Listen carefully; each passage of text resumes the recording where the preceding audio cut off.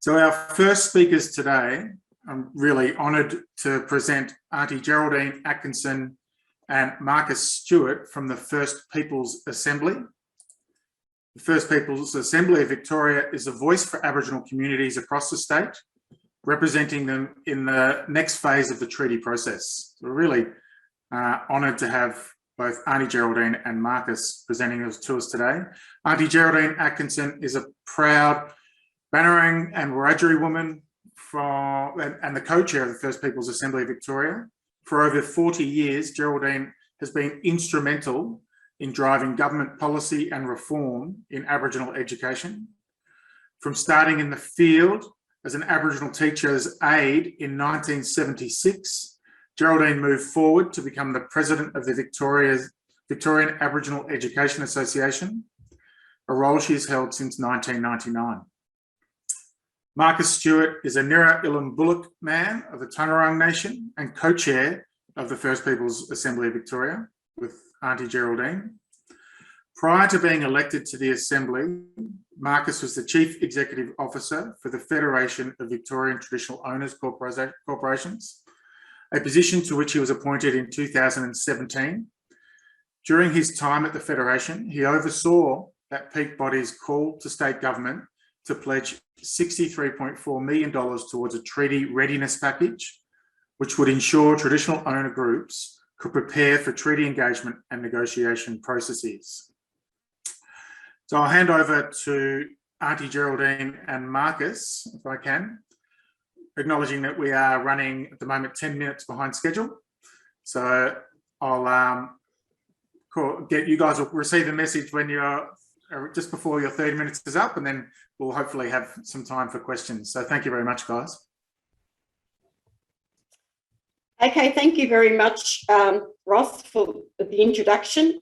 Before I begin, I'd like to acknowledge the traditional owners on the country where I'm situated today, which is Bangerang country in northeast Victoria. I want to acknowledge the people of the Taungurung Nations, the traditional owners of the lands of the University of Melbourne campuses.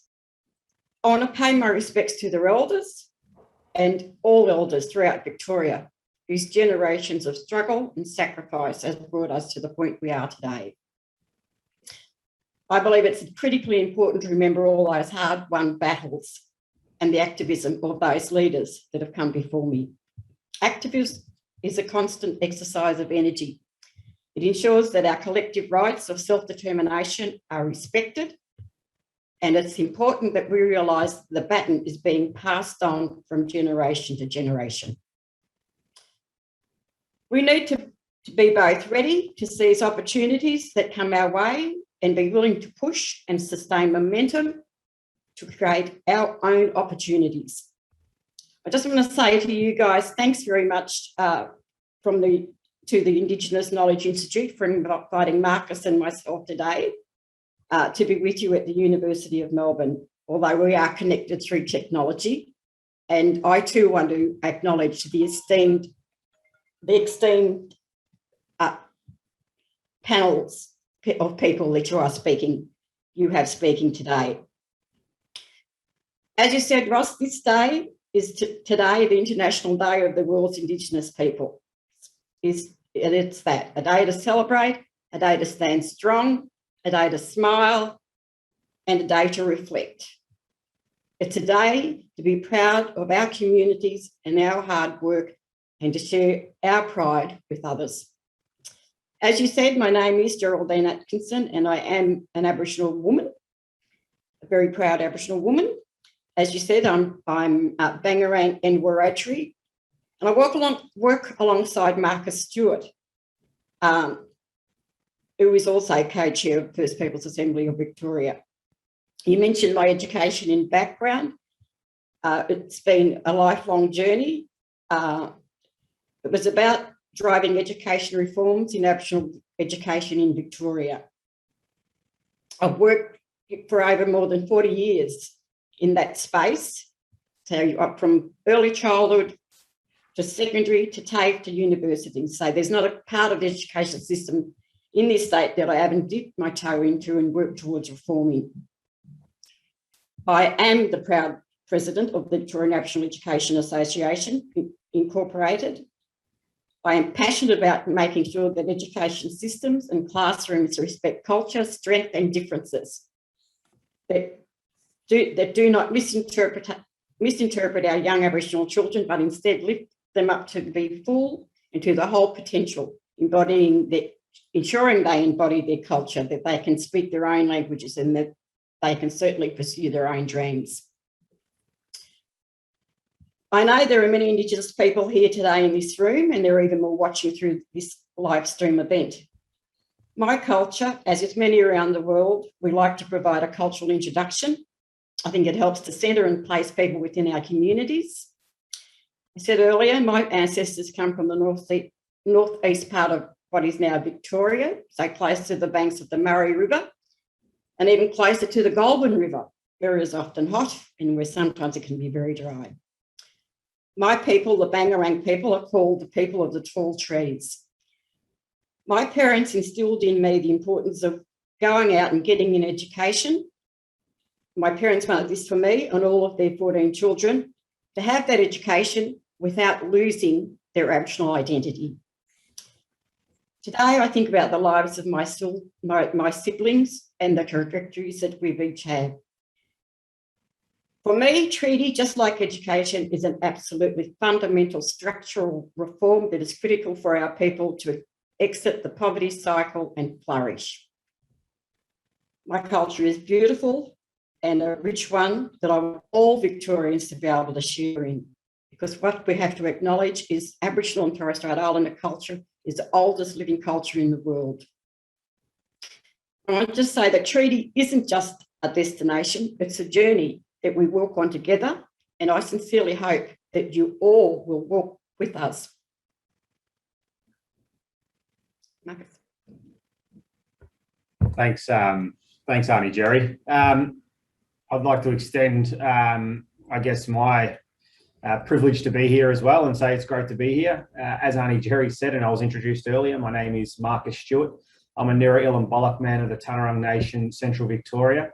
And as is our custom, I too want to acknowledge country and in our language say Wawagi Woiwarang, Luwik Nguganga Guk, Wawagi Yamagu, Barabuk Nungojin.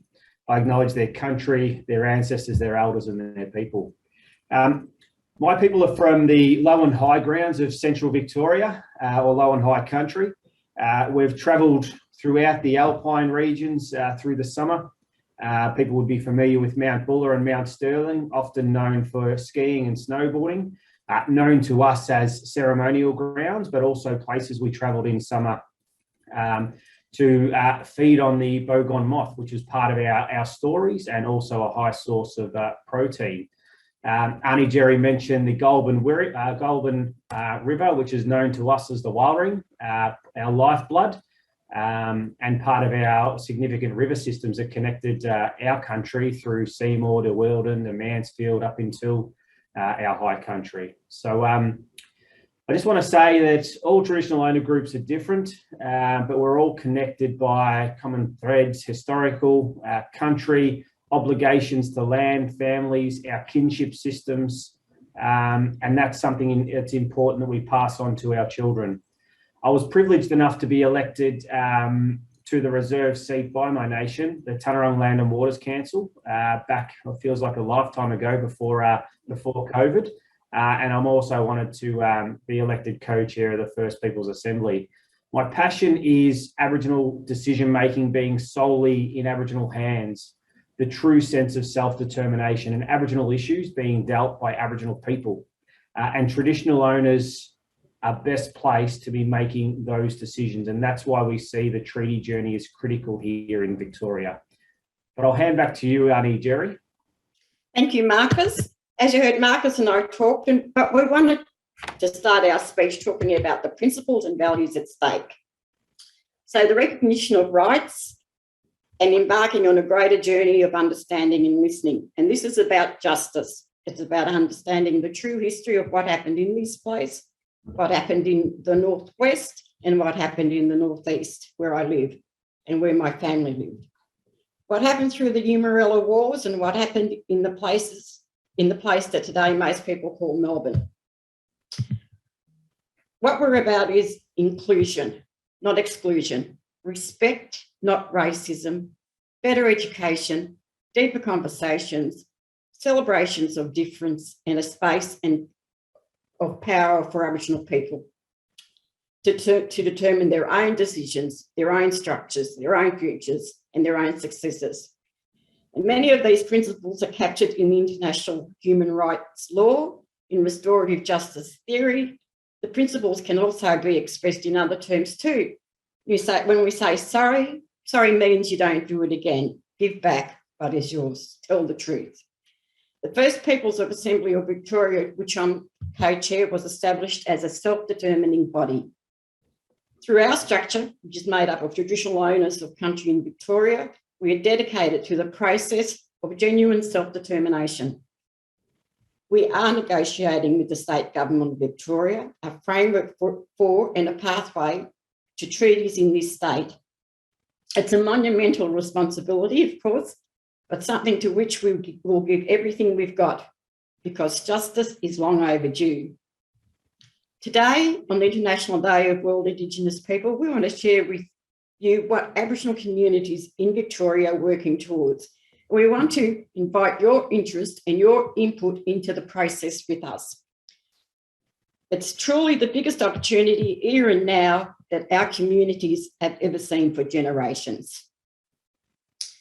So the First People's Assembly of Victoria, it's a representative political organisation, and we represent Aboriginal people on the journey to treaties. The Assembly is currently made up of 31 members that are all traditional owners who were chosen by their communities. We are totally independent from government election, from government. We're a democratically elected voice, and the model for the Assembly reflects the world that we live in today. It's strong, it's practical, most importantly, it doesn't leave anyone behind. The 31 members of our Assembly were chosen through an historic vote. So in 2019, around about September and October, Aboriginal and Torres Strait Islander people aged 16 years and over turned out to vote for who they wanted to represent them in this phase of the treaty process. Those elections were conducted across 5 regions to make sure that the results were not dominated by the large metropolitan population. And our electoral is exactly that. It's ours. It was made by Aboriginal people for Aboriginal people. And the members with whom Marcus and I work are diverse, like the communities that they represent, and are accountable to. They bring their lived experiences. There are young women and there are young men on the Assembly working hard and balancing a lot. And of course, there are elders on the Assembly as well. The Assembly is the first body of its kind in Australia, and all Aboriginal and Torres Strait Islander people with strong connections to the Victorian community can get a say. The Assembly is working hard to lay groundwork for treaties. That's our mandate.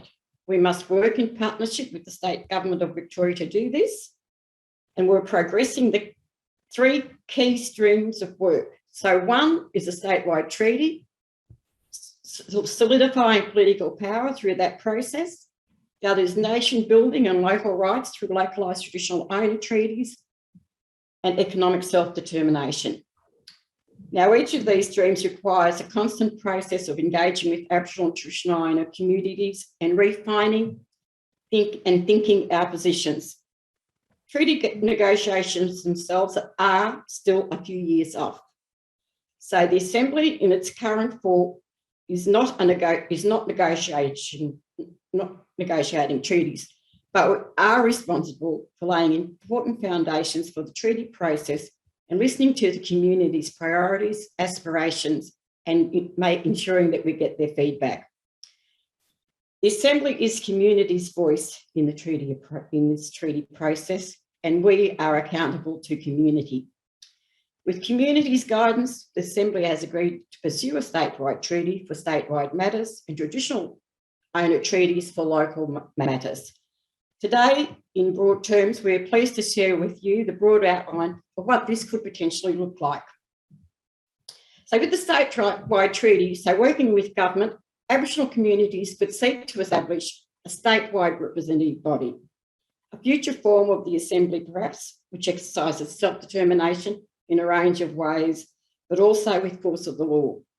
The future body could make decisions, including in administering laws on issues that impact our lives and the lives of our community, provide advice and input into the Victorian Parliament and the Victorian public sector, hold reserved seats in Parliament perhaps. A statewide treaty could cover the whole state. We have more work to do to engage with communities about what this is going to look like. But we know that this is the umbrella agreement that would cement Aboriginal self-governance for Aboriginal peoples of Victoria. On the other hand, what we've decided is about having traditional owner treaties, which will provide opportunities for traditional owners on their countries to exercise self-determination in the ways that they want. They could cover rights in areas such as land, waters, language, the local education, cultural heritage management, localised assets and wealth. Each traditional owner group needs flexibility to pursue their own priorities. Each traditional owner group needs to be able to consider and move through the treaty process at their own pace. I'll hand over to you, Marcus. No, thanks, Aunty Jerry. I guess in Olympic terms, I've got the last leg of the relay and I'm up against Ross timing me out. So I'll try and get through this as quick as I can. So to design these processes that Art and I have been talking about, we need the input and collective thinking of our people, but we also need the guidance and cultural stewardship of our elders.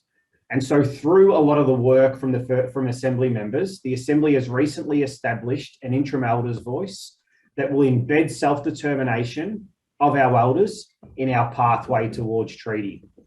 Elders are our wisdom holders, they're our guidance, and they understand what our communities need. Elders have also fought for justice for our peoples for decades. And the elders' voice of the Assembly ensures this activism, this resilience, will continue to guide us. The elders' voice will provide meaningful cultural advice and oversight, guidance to the Assembly chamber. It will uphold the 4 pillars: respect, connectedness, knowledge base, and law of our land and our country. We're currently consulting with elders across the state, obviously made harder by this pandemic, of course. And obviously we're needing to protect our elders because they're vulnerable to this virus, COVID-19. On how our elders themselves want, I guess our consultations are based on what our elders themselves want the elders' voice to look like and to operate, and how they want meetings and membership criteria designed. The consultation with elders is being driven by 2 formidable elders in their own right. The co-chairs of the interim elders' voice working on this are Aunty Charmaine Clark and Uncle Andrew Gardner. The elders' voice to assist the Assembly in its work is a critical piece to the puzzle the community have always emphasised and we've heard throughout this treaty journey. And as we make great strides to guarantee the role of our elders in our work, we also make great strides in the area, in other areas as well. In 2020, which also feels like a lifetime ago, the Assembly called for a truth and justice process. What was made clear to us from our community that without truth, there can't be treaty. This built on generations of activism from community that have demanded a truth-telling process. The Assembly negotiated with the state government on this. We co-authored the terms of reference. We held the pen, never done before in this country. We secured a landmark commitment in this country to form the mandate of the truth-telling process that were based on consultations. Our community were the ones who drove this and designed this. And now we have a terms of reference or a letters patent or a mandate as often referred to internationally with the strength of, or the powers, I should say, of a Royal Commission. This is an absolute testament to the collective strength of the Assembly, our members, and our communities that they represent. a tangible demonstration that unity is power, and as a democratically elected voice, what you can achieve. Our ancestors never saw treaties. Instead, they saw repeated systemic attacks to destroy our culture, practices, language, law, and displace our communities. And I guess I'm proud, again, of the collective work and leadership of the Assembly. As our members, we've got to face the difficult conversations. We've got to bring everything we hear together and make tough decisions on how we move forward. We've got to implement the wishes of our community and make sure we deliver on what they've entrusted us and elected us to deliver. And what we've heard repeatedly, as I said earlier, that without truth, there can't be treaty. So as part of our negotiation with government in this process, we secured that process, the now Europe Justice Commission. It's being established to reveal documents of human rights violations that have occurred here in Victoria. There have been roughly 40 truth and justice processes around the world, most famous being the one held in South Africa, but none of them have the breadth and depth of what we've seen here in Victoria. We currently have the eyes of the world on us because how wide this goes, 233 years of colonisation, how it can look at the past but also the present, is actually something significant. The truth-telling process through the Europe Justice Commission will tell the truth. It'll make the visible, or the invisible, I should say, visible, and tell the true side of history, which is critical for this country and critical for this state in particular. Our peoples have continued to suffer intergenerational trauma, through children being removed. The rates are, we've got the highest rates here in Victoria, which are absolutely unacceptable. We know the criminal justice system, the overrepresentation, the over-policing, the cycles of offending, and also the victims of crime. I think access to wealth, education, and meaningful work is too often blocked for our people. Governments and corporations have profited off natural resources, off our country, the poverty cycle that has been easily cemented by this. But for the last 253 years of colonisation, dispossession and oppression, this now needs to change. This truth-telling process will clearly link together these abuses of colonisation, the systemic racism and discrimination, intergenerational trauma, the contemporary experiences.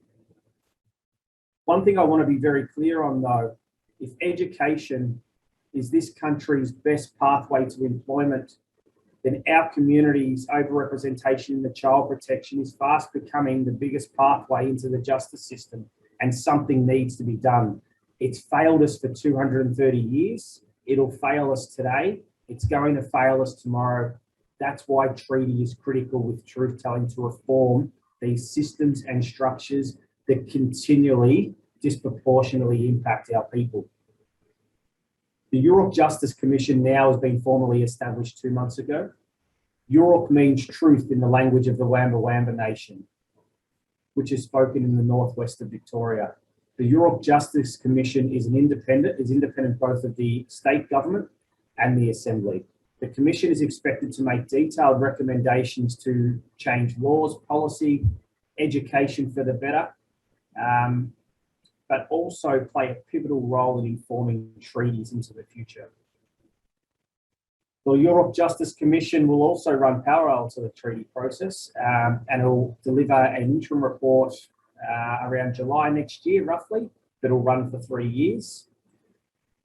But it's also that opportunity, as I said earlier, to tell the true side of history. Now, before I speak about how everyone can help, and particularly for our community members who are tuning in, how you can get involved, I do want to shine a spotlight on the human rights law and the critical role it's playing in our communities.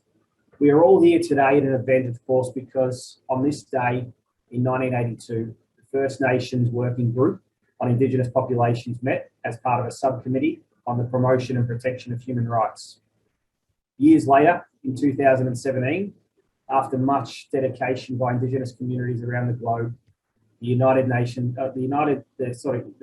Nations Declarations on the Rights of Indigenous Peoples was adopted as a resolution at the United Nations General Assembly. Now our rights are internal, they're undeniable, they're unforgettable. But because of human rights law doctrine and fundamental documents like the United Nations Declarations on Indigenous People, or the UNDRIP as we know it, they're enshrined. And this document is used by Indigenous community members to talk about everything from the Enbridge Line 3 pipeline and the risk of actually mucking this up, the Nishabe country and waters, to the Murray-Darling Basin, to the custodianship and protections of the Birrung Ma here in Victoria, in Melbourne in particular. Communities in Rotorua, for example, working hard to legislate the principles of the UNDRIP at the moment. Indigenous communities are unique and spread across this world. We know that at one point in time, before colonisation took its major effect across the world, that Indigenous communities across this world cared for more than 70% of the biodiversity of this world. There are priorities often remarkably similar, but our self-government, which is what's critical under the UNDRIP, is a key tool for us. The constant use and interaction with and reference to the UNDRIP by our communities makes it a living document that we collectively uphold, and will expect others, including governments and public service, to respect and uphold this also. After all, the Assembly is easily understood as Article 3 and 4 of the UNDRIP put into practice. Now, how do we go about creating a treaty is incredibly important. The Assembly is a function of self-determination and political representation. The Assembly is working hard to lay the groundwork and frameworks for treaty making in the state of Victoria. This is our mandate. This is what our community have elected and entrusted us to do. But we need to work in partnership with the state government in order to do this. We will negotiate with them, and we understand fundamentally that they're a state government. They're a point in time that we need to unpack 233 years of what has been built against us. We call on all people living in Victoria, here and now, people who are not Indigenous, people who are from Victoria and were born here, people who call Victoria now or newly call Victoria now their home, and Indigenous people and Aboriginal people and Torres Strait Islander people who are from other nations around this country that live in Victoria. Treaty isn't about guilt, it isn't about division. Like Aunt said, this is about creating a pathway together and leaving a better and fairer place for those who are yet to come. Please take up responsibility to inform yourselves about the treaty process. Every Victorian has a responsibility to get involved, walk with us and stand with us on this journey, because it'll create a better Victoria for all of us, whether you live on Aboriginal land or whether you're a traditional owner from country in this great state. There have been many broken promises by governments, politicians, corporations over the year. We can give you countless examples over history. We look at the Juukan Gorge in Western Australia, which was nothing short of heartbreaking and appalling. But we don't need to look too far to see the destruction of cultural heritage that happens here in Victoria. It happens. And we need new systems that honour collective decision-making and the unique, undeniable position of traditional owner rights holders who hold inherent rights over country. Treaty will not happen unless people make it happen. Both traditional owners, Aboriginal and Torres Strait Islander people in Victoria, but our non-Indigenous allies as well. For all Aboriginal community members watching at home, I have one single first step you can do to help us get there. Enrol to vote with the First Peoples Assembly at our next elections. With every single voice and every single vote, we get stronger. Unity is power. That's your opportunity to shape this journey to create a better Victoria. The stronger we are, no one can deny what we and how we underpin inherent rights of traditional owners, and we create a better system for Aboriginal people. You can go to the Assembly's website at firstpeoplesvic.org and click on the red enrol button to get involved and make sure you stay up to date with everything that's happening here in the treaty process. That's my call out to community members who are tuned in, listening here today. For everyone else, back the representative body of First Nations people in this state. We will need your support more and more into the future as we make treaty a reality and self-government as it should be, a fact of life for our people. Please sign up and receive our newsletter and follow the work online or on our social medias, whether it be Facebook, Instagram or Twitter. I just want to say today's symposium program, or in closing, the symposium program is going to be amazing. Reading the areas of specialisation of all the presenters and panellists shows the breadth and depth of Indigenous talent, creativity, discipline, determination, but excellent, more importantly, excellence. Too often Indigenous people are sold short. Well, not today. Everyone can amplify those voices. Everyone can defer to traditional owners on traditional owner business. You have a choice to do that. Everyone can pause and think about who needs and who warrants that platform. Everyone can inform themselves about the treaty process, because it is the way we'll bring more and more Australians together with genuine connections, increased awareness, underpinning of rights. Treaty will be how this can be delivered. I wish you a very happy and proud International Day of World's Indigenous People. It's been an absolute privilege to talk today. It's been, again, our pleasure, I should say, to keynote with Aunty Gerry and talk to you about the treaty process. And hopefully you now know more about Aboriginal peoples across Victoria, traditional owners across Victoria and our nations, shaping their own future with their own processes. Thank you again for the opportunity, and stay deadly.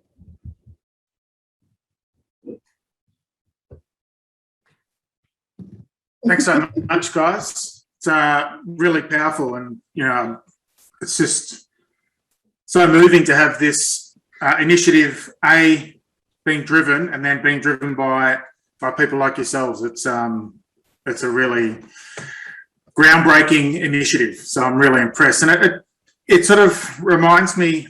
Well, it speaks straight to the theme of this year's International Indigenous Peoples World Day. Well, got it wrong, but it's leaving no one behind, Indigenous peoples, and the call for a new social contract. And I guess really what is being attempted here, and what is actually being done, is the making of the social contract that was denied us in the beginning.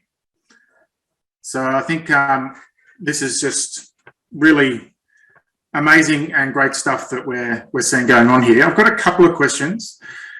The first from the Q&A is on the treaty and agreement and what is understood in relation to the Commonwealth. We know that it's a Victorian initiative. If you guys, one of you or both of you, could talk to potential plans to expand this nationwide, as it's an important stage of reparation and justice for Aboriginal and Torres Strait Islander peoples.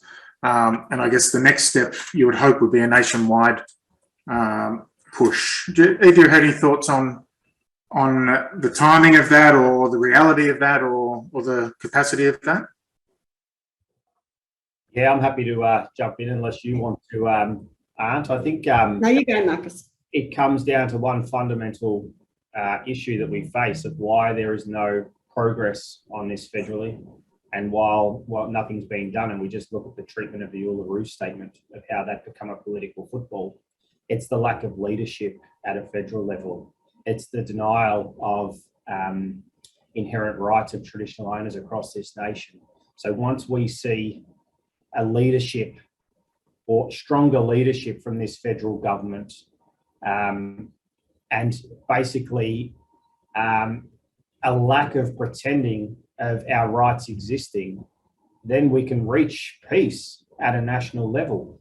But until then, we're not going to wait for the lack of leadership at a federal level. We're going to go ahead and we're going to deliver what our ancestors and elders have long cried for and called for, what they marched the streets for, and that's to deliver a better future for our people and improve the lives of Aboriginal people.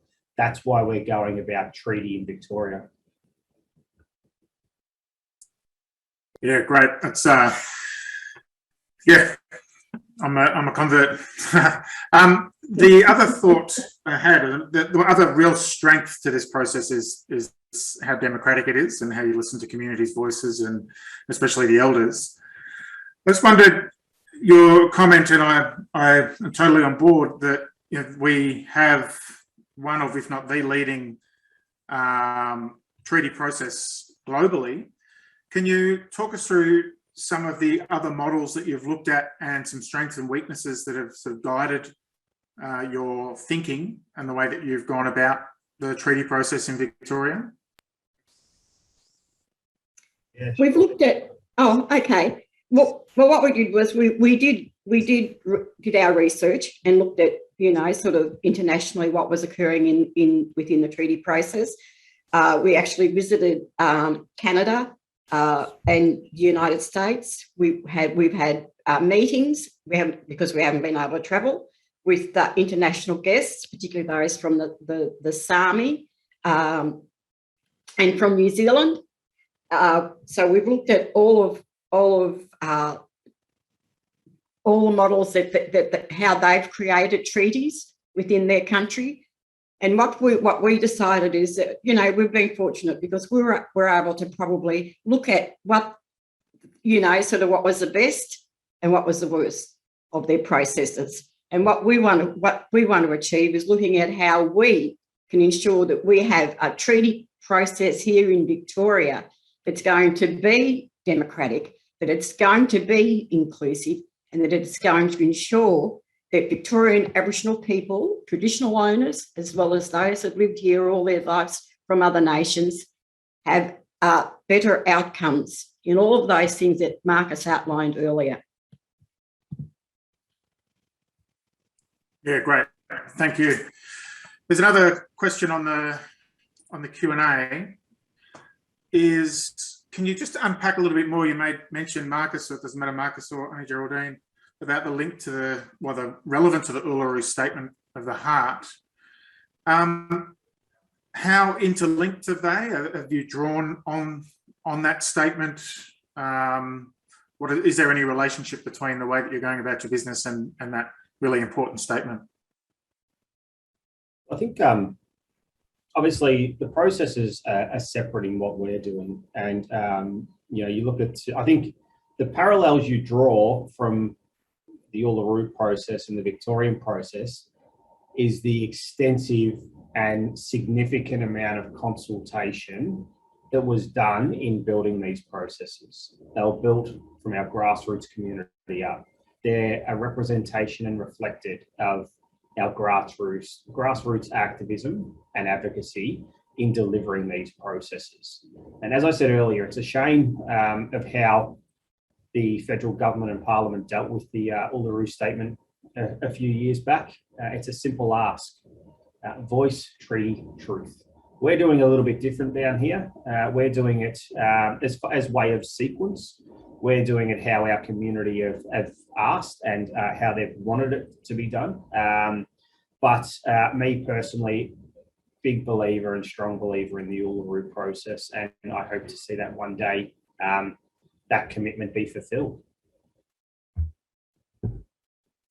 Yeah, great. Thanks, Marcus. And I think we're almost out of questions in the Q&A. One that I was thinking of, and I hadn't quite understood, but it's a logical link now between the Truth Commission and the First Peoples Assembly. Are you able to sort of talk me through, I'm interested in when that became an idea, how receptive the government was to undertaking this? And I know that you've mentioned that they've taken it on with a gusto, or at least it seems so, and are doing a thorough job now. But how did that go down, and how did the evolution of the truth-telling process go ahead? It was something that, it was a resolution that came from one of our early chamber meetings, which was all about First Peoples Assembly members getting together. And the resolution was that we would ask for a truth-telling process here. So we then went to, obviously, the Minister for Aboriginal Affairs, who were communicating with in relation to the treaty process. and she took it to cabinet. They agreed. It was, and that's the process that happened. So it was agreed to readily, and we're very proud of the fact that we were able to negotiate that process with the state government, and that they have taken on board and wanted and had an agreement that it will be established. Now we have the commission, it's in place, and it's going to go out and do consultations with our community in relation to truth-telling process here in Victoria. Two things that's worth emphasising, because that sort of shapes up everything that's occurred. But you ask government's commitment, and while I won't comment on that because I've got my own opinion of governments, but what I will say is that there's been a precedent set on how royal commissions now are set up. For the first time in history, we co-authored the mandate. We held the pen for what now has the powers of a royal commission. First time in history that's been done by an elected representative group. And two, one of the concerns we had is that the commissioners of the Europe Justice Commission becoming a captain's call, or picking, people picking their mates, or politicians picking their mates. So this government's credit, they not only empowered us, or, well, I guess they didn't empower us because we're pretty loud about how we wanted to go about designing these terms of reference, but work with us on designing or co-authoring these terms of reference. We set up an independent selection panel to select these commissioners. It was open to everyone internationally to apply to become a commissioner for the Europe Justice Commission. They could apply and it'd go through a shortlisting process and then a public process. So we'd offer public comments on those who had applied, and then we'd make an independent selection panel, would make a recommendation to the Premier, then with a recommendation onto the Governor of who those commissioners would be under the letters patent. So we elected 2 representatives to sit on the selection panel. It was a membership of 4. We had the International Centre for Transitional Justice, who could appoint 1 person, and also the state government could appoint 1 person. So never been done before. And if you look at international best practice, this is right up there. Yeah, so it's the first step towards any of this is talking about the truth and acknowledging what's happened in the past and acknowledging how we can move forward. You need that foundation of truth and honesty to move forward in any of these endeavours. So it's really amazing. We've got time to squeeze in one last question, and before I thank you for really honest and frank and powerful narrative of how the Assembly and the Truth Telling Commission has unfolded and progressed. So you did mention that there's a state framework and then local negotiations depending on individual groups. Be able to just unpack in what ways local Indigenous protocols shape the structures of the Assembly? And I assume it's that 2-tier thing you say, but if you just unpack that a little for us, that would be great. Hey, Marcus. Oh, you want me to? Yeah. Thanks for that. So I'm assuming your question is around how communities inform the process and treaty, but then maybe how negotiations will roll out. So I'll tackle them, and if I'm wrong, and if that's not your question, let me know. But ultimately, we're a democratically elected body. Anything we bring to our chamber when we reside has to be informed through consultations. It's our constitutional requirement that everything that comes to a vote via a resolution has to be consulted on by the people who have elected us and entrusted us on this journey. There's no shortcuts around that.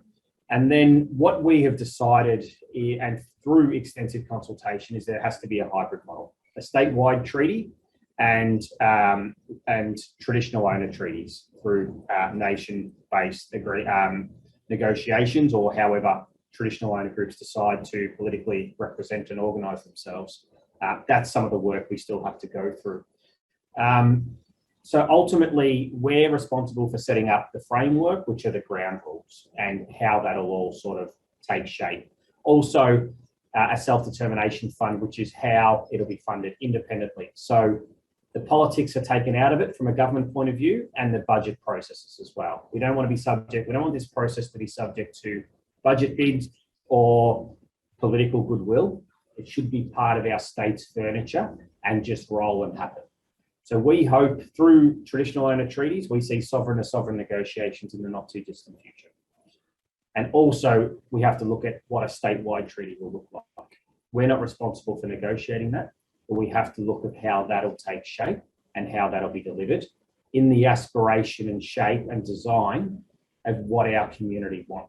Because it's their voice, it's their process, and they will be the ones who basically inform us what this looks like.